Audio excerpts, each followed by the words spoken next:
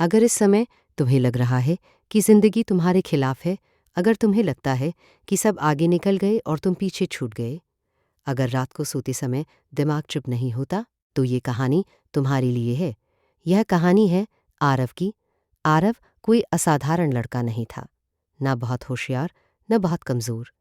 Middle class परिवार, पिता छोटी नौकरी में, माँ सिलाई करके घर चलाती थी। घर में एक ही सपना था, आरव कुछ बड़ा करेगा।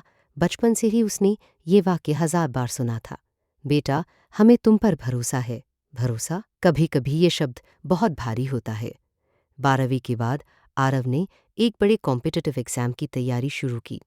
दिन रात पढ़ाई, दोस्त घूमते थे, वो लाइब्रेरी में बैठा रहता था।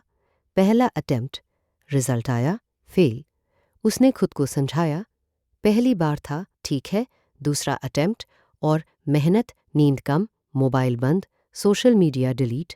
रिजल्ट आया, फिर फेल। इस बार थोड़ा अंदर कुछ टूटा। तीसरा अटेम्प्ट, इस बार उसने अपनी पूरी ताकत लगा दी। लोगों ने कहा अब तो हो ही जाएगा। रिजल्ट वाले दिन उसकी उंगलियां कांप रही थीं। उसने रोल नंबर डाला। स्क्रीन पर लिखा था नॉट क्वालिफाइड। उस क्षण दुनिया की आवाज़ बंद हो गई। वो चुप हो गया, बाहर से नहीं, अंदर से। धीरे धीरे उसने लोगों से मिलना बंद कर दिया, फैमिली से भी कम बात, खाना कम, नींद गायब। रात को छत पर लेटकर वो बस आसमान देखता। एक ही सवाल, भगवान मैं ही क्यों? उसके दोस्त जॉब पर लग गए, कुछ की शादी हो गई, कुछ विदेश चले गए, और आरव, वो अपने कमरे में बंद था। एक दिन उसने आईने में खुद को देखा, आंखों के नीचे काले घेरे, चेहरा बुझा हुआ। उसने धीरे से कहा, मैं खत्म हो गया हूँ। यही था उसका डार्क फेज। 3 महीने, कोई पढ़ाई नहीं, कोई लक्ष्य नहीं, बस कंपैरिजन, गिल्ट और खुद से नफरत। घर वाले कुछ कहते नहीं थे, लेकिन उनकी खामोशी सबसे ज़्यादा चुभती थी। फिर एक दिन वो अपनी माँ को सिलाई करते देख रहा था। रात के 11 बजे माँ की उंगलियां सुई से छिल गई थीं। आरव ने कहा, सो जाओ माँ। मुस्कुराई, जब तू सफल होगा ना, तब आराम कर लूँगी। वो मुस्कान नकली थी, लेकिन उसमें उम्मीद थी। उस रात आरव सो नहीं पाया। सुबह 4 बजे वो उठ गया, बिना अलार्म। उसने पहली बार खुद से एक एक दिन उसने आईने में खुद को देखा। उसने पहली बार खुद से एक सच्चा सवाल पूछा, क्या मैं सच में हार गया हूँ, या मैंने कोशिश करना बंद कर दिया है? उस दिन उसने कोई बड़ा फैसला नहीं लिया, बस एक छोटा कदम। टेबल साफ की, किताब खोली, 10 पेज पढ़े, बस 10। लेकिन वो 10 पेज उसकी वापसी की शुरुआत थे। पहले दिन 2 घंटे, दूसरे दिन 3, तीसरे दिन फिर मन नहीं किया। दिमाग बोला फिर फेल होगा। लेकिन इस बार आरव ने एक नियम बनाया, रिजल्ट के बारे में नहीं सोचूंगा, सिर्फ प्रोसेस पर ध्यान दूंगा। उसने छोटी जीतों पर ध्यान देना शुरू किया। आज 5 घंटे पूरे किए, जीत। आज गिव अप नहीं किया, सबसे बड़ी जीत। धीरे धीरे उसका कॉन्फिडेंस लौटने लगा। इस बार उसने स्ट्रैटेजी बदली। वीक सब्जेक्ट्स पर extra time, mock test analysis, daily revision. लोग फिर हंसे।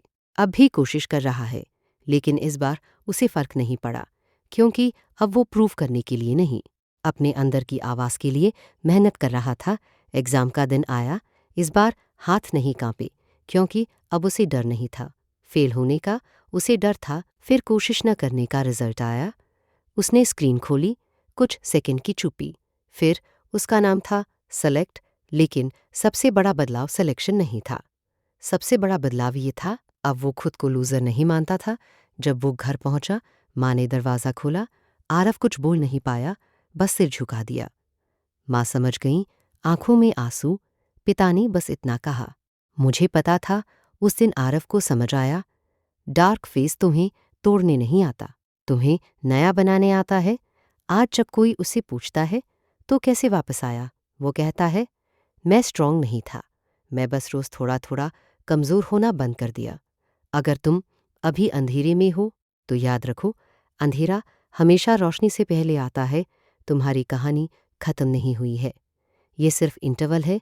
एक दिन जब तुम सफल हो जाओगे, लोग सिर्फ रिजल्ट देखेंगे, लेकिन तुम्हें याद रहेगा वो रातें, वो आंसू, वो सेल्फ डाउट, और वही तुम्हारी असली ताकत होगी। आज एक फैसला करो, स्लो जाओ लेकिन रुकना मत, थक जाओ लेकिन छोड़ना मत, क्योंकि कमबैक हमेशा शांत होता है, लेकिन जब आता है तो इतिहास बनाता है। अगर तुम तैयार हो अपनी वापसी के लिए, तो अपने दिल में एक बात दोहराओ, मैं अभी ख़त्म नहीं हुआ हूँ। अंधेरा चाहे कितना भी गहरा क्यों ना हो, याद रखना, तुम्हारे अंदर की आग उससे कहीं ज़्यादा ताकतवर है। हार सिर्फ वही मानता है जो कोशिश करना छोड़ देता है। अगर इस कहानी ने आपके दिल को छुआ है तो वीडियो को लाइक ज़रूर करें, और ऐसे ही सच्ची और हौसला बढ़ाने वाली कहानियों के लिए चैनल को सब्सक्राइब करना ना भूलें, क्योंकि अगली कहानी शायद आपकी ज़िंदगी बदल दे।